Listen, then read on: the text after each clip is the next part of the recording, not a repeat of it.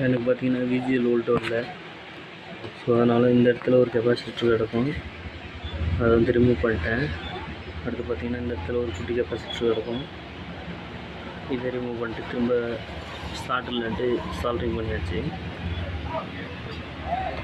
But எனக்கு இந்த side எந்த ஸ்டார்ட்டுமே கிடையாது, எனக்கு ப்ராப்பராக வோல்டேஜ் வருது. எனக்கு இதில் பார்த்திங்கன்னா விஜிஎல் வோல்டேஜ் மட்டும் இல்லை.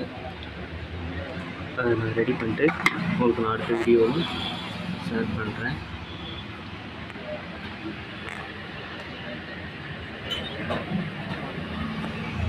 நான் இந்த போர்டோட டாப் வியூ